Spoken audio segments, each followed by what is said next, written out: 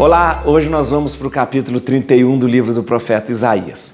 Como eu disse a vocês, os capítulos de 28 a 33, atenção, do capítulo 28 a 33, são oráculos acerca de Judá e de Israel, e tudo que se refere a Judá e Israel. Hoje, nesse capítulo 31, nós temos um capítulo muito, pequeno, bem pequenininho, mas que traz uma afirmação muito séria. Não confie no Egito. Com não confiar no Egito. O Egito não é confiável. Por que essa afirmação tão categórica assim do profeta? Porque o profeta não aceita aquela aliança que foi feita do Egito com Judá. Judá estava muito temeroso da invasão assíria que estava acontecendo, vindo lá desde o norte, e o Judá, através do rei Ezequias desesperado, faz uma aliança com o Egito. Mas aqui nesse capítulo, o profeta Isaías vai repetir: não confie no Egito. O Egito não é confiável, tá bom? Tá certo? Então vamos lá, gente, vamos lá. O capítulo é curtinho, mas que você possa entender aí. Lembrando que a gente está no primeiro Isaías. Primeiro Isaías é do capítulo 1 ao capítulo 39, que traz para a gente o período de atividade do profeta, período nas épocas do rei Acais e rei Ezequias. Vamos lá? Bíblia na mão, Espírito Santo no coração. Vamos lá. Peraí, dá um like no vídeo, compartilha esse vídeo, se inscreva no canal, tá bom? Vamos lá então. Capítulo 31. Não confie no Egito. Ai daqueles que vão ao Egito buscar socorros e que contam com a cavalaria, que se fiam no número de carros e no valor dos cavaleiros, em vez de voltarem seus olhares para o Santo de Israel e de consultarem o Senhor. Entretanto, ele também é sábio e faz vir o mal. Não retira sua palavra e se ergue contra a casa dos maus e contra a ajuda daqueles que fazem o mal. O egípcio é homem e não Deus. Seus cavalos são carne e não espírito. Quando o Senhor estender a mão, o protetor cambaleará e o protegido cairá, e eles perecerão conjuntamente. Eis porque me diz o Senhor, assim como ruge um leão, um jovem leão que defende sua presa, ainda que se congregue contra ele um tropel de pastores, sem se deixar intimidar pelos seus gritos e sem recuar diante do número, assim o Senhor dos Exércitos descerá ao combate sobre o monte de Sião e sobre sua colina. Como aves que voam, o Senhor dos Exércitos protegerá Jerusalém, pondo o seu abrigo, libertando-a, poupando e salvando. Voltai, pois, filhos de Israel, aquele de quem estáis tão profundamente separados. Naquele dia, cada um lançará fora seus ídolos de prata e seus ídolos de ouro, obras de vossas mãos criminosas. O assírio cairá sob os golpes de uma espada, que não é de homem, uma espada que não é de um mortal, e fará dele sua presa. Ele fugirá diante da espada, e seus jovens guerreiros serão subjugados. Seu rochedo desaparecerá de terror, seus chefes espavoridos abandonarão seu estandarte. Palavra do Senhor, cujo fogo está em Sião e a fornalha em Jerusalém. Muito bem, resumindo isso aqui, Isaías não aceita a aliança que o rei Ezequias fez com o Egito. Ezequias, com muito medo, por quê? Porque os assírios já vinham descendo, já tinham dominado praticamente toda a região norte, né? Já tinham dominado a Aram, já tinha os povos do mar, já tinha derrotado o Israel, já estava tudo isso, e estava chegando perto de Judá. Desesperado, ele busca apoio do Egito, para que o Egito possa protegê-lo. Isaías vai dizer, não adianta, o protegido e o protetor vão cair do mesmo jeito, e realmente, porque a invasão feita ao Egito se dá em 701, na mesma época em que o rei assírio ele avança por Judá, conquistando muitas cidades e não chegando a conquistar Jerusalém propriamente dito, mas não adianta. Então, o próprio Isaías fala, não adianta, porque Porque você não deve confiar no Egito. Não deve confiar na arma do Egito, no faraó do Egito, não deve confiar nos cavalos do Egito, não. Porque nós confiamos em Deus. Nós confiamos em Deus. E o profeta Isaías ainda fala, o egípcio não é Deus. Nós confiamos em Deus. Então por que vocês estão confiando nos egípcios? O egípcio não é um Deus, nós temos Deus. Né? E aí continua dizendo, vai chegar uma hora, como eu disse, protegido e protetor vão cair. E aí embaixo vem uma grande profecia, embaixo que eu digo no terminando o capítulo, uma grande profecia do profeta Isaías dizendo que a Síria vai cair sob os golpes de uma espada, mas não uma espada de homem, cairá sob os golpes do próprio Deus. Lembrando que a Síria vai cair também, né? Ou seja, e é claro, porque mais ou menos Isaías já dá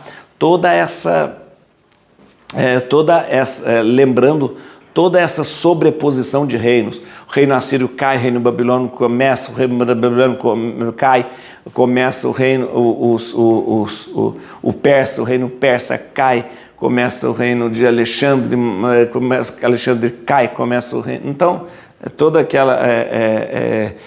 essa sucessão de reinos, né? Muito bem. O que importa aqui, nesse capítulo, é a advertência de Isaías dizendo, não confie no Egito. E foi batata.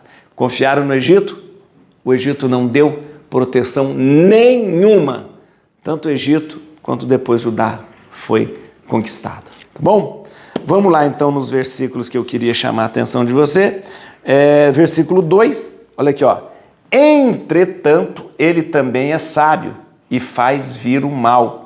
Não retira sua palavra e se ergue contra a casa dos maus e contra a ajuda daqueles que fazem o mal. Isso que, na verdade, é uma alusão à aliança que foi feita com o Egito, né? Sobre a aliança de Judá com o Egito, né? Ele não retira a sua palavra, ou seja, o rei Ezequias mantém a sua palavra. Olha que interessante, versículo 3, primeira coisa, o egípcio é homem e não Deus, ou seja, é como se o profeta Isaías falasse, nós temos um Deus que nos protege, vocês estão indo atrás de homem. Continua aqui, ó.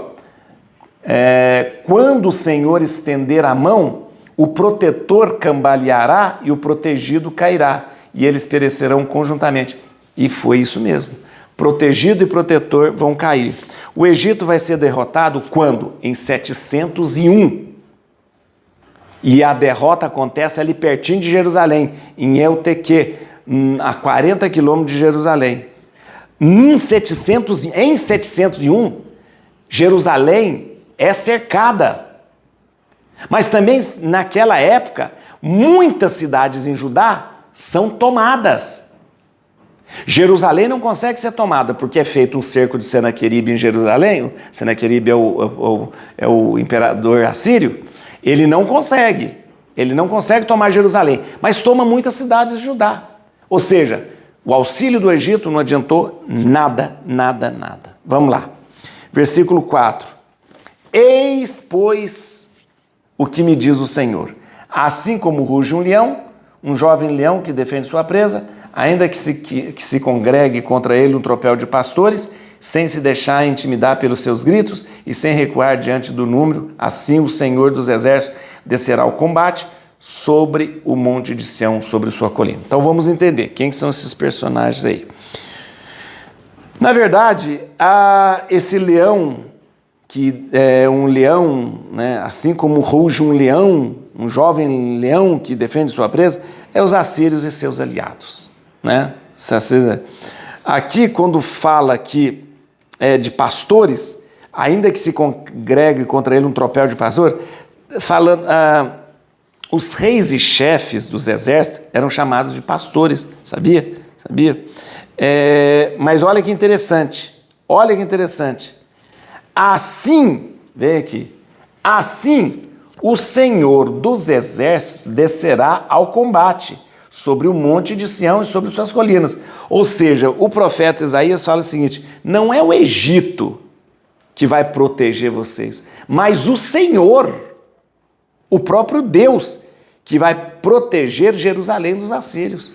Então, não fique com bobagem achando que é o Egito que vai proteger. Não, é o Senhor dos exércitos que vai proteger Jerusalém. E realmente, gente, o que acontece é o seguinte: o imperador assírio, o rei assírio lá, Senaqueribe, faz um cerco em Jerusalém.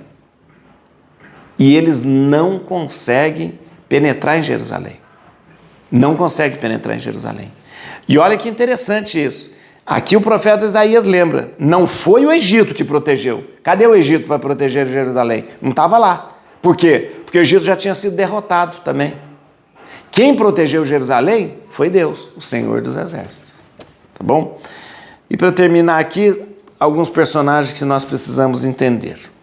Ó, seu rochedo, 9. Seu rochedo desaparecerá de terror. Seus chefes espavoridos abandonarão seu estandarte. Palavra do Senhor, cujo fogo está em Sião e a fornalha em Jerusalém. Muito bem. Seu rochedo. Quem que é o seu rochedo? O rei da Síria. Seu rochedo desaparecerá de terror. O rei da Síria vai desaparecer de terror. Espera que vai acontecer.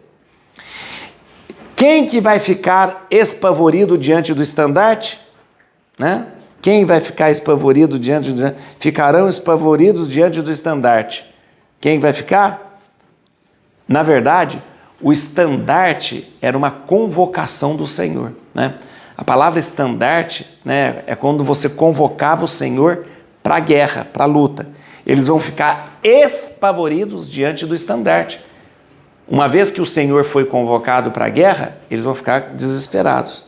E aí, termina aqui, ó. Palavra do Senhor, cujo fogo está em Sião e a fornalha em Jerusalém. Muito bem, vamos lembrar essa questão da fornalha de novo?